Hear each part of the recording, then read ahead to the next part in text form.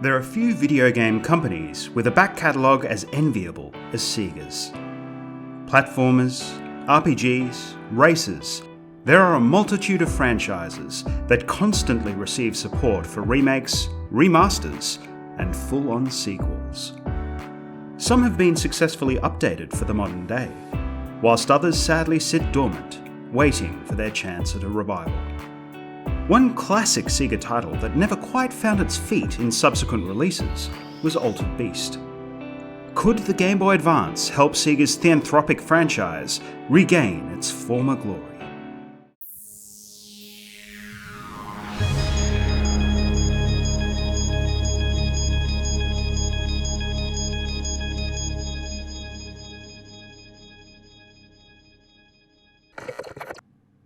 As part of Sega's support for the Game Boy Advance, they partnered with THQ to publish a new Shinobi and a new Altered Beast for Nintendo's handheld.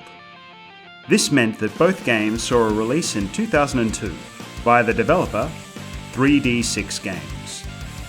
The catch was that the Game Boy Advance was a powerhouse for 2D games, with a plethora of high-quality titles available. Would this outsourced revival of Sega's classic brawler be able to compete? It's clear from the very beginning of the game that, for better or worse, this is basically the same Altered Beast that you played back in the late 80s. Sure, the graphics have been updated and there are some minor tweaks to the gameplay, but the general game flow and mechanics feel largely identical to the original. Whilst this can be considered somewhat noble, it's also a tough pill to swallow. Altered Beast was primarily remembered as a technical showpiece for the Mega Drive, a visual spectacle from the launch window ported from the arcade that showed off the power of the console relative to its competition. The gameplay was a distinct second, and was widely considered to be dated shortly after its release. In this light, the choices made by 3D6 Games when updating the franchise for the modern day seem questionable at best. Rather than looking at ways to update the gameplay mechanics in meaningful ways, they have stubbornly stuck to the same gameplay loop and mechanics as the original. Navigate through basic forced scrolling environments, power up your character to transform into a creature, then defeat the boss.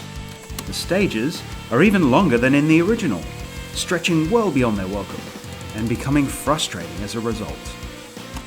Attacks are similar to the original game, right down to the awkward crouching anti-air kick attack. There are some slight wrinkles, such as more verticality in the level design, an extended range of monster transformations, and the availability of additional power-ups, but they're just seasoning to mechanics that were already many years out of date. It's a disappointing showing. The original game was already considered clunky in the 90s, so by the release of this game in 2002, it was positively medieval. The presentation is indicative of many games in the early 2000s, with ugly, pre-rendered sprites and a garish colour palette. Gone is the luscious sprite art of the original Altered Beast.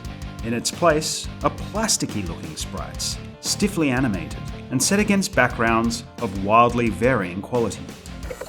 There are a variety of stages to play through, and some are reasonably attractive, such as the opening stage that harkens back to the original game. Others are overly complicated and lack character, to the point where they actually affect the gameplay itself. In some stages, the foreground elements and colour palette work against the player, causing the game's visual language to become overly muddled.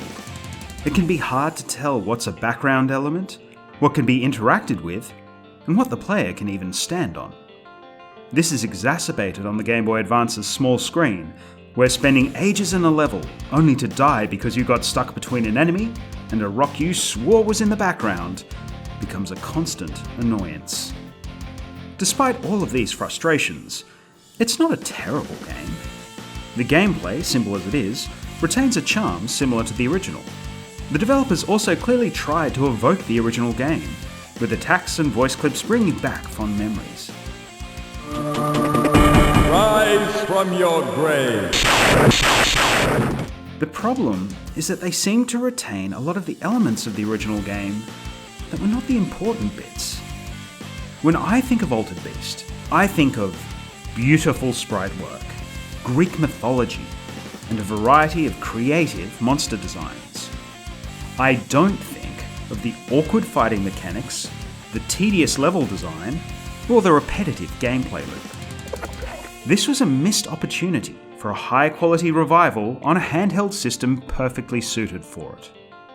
I guess it was better than the disastrous PlayStation 2 reboot at least.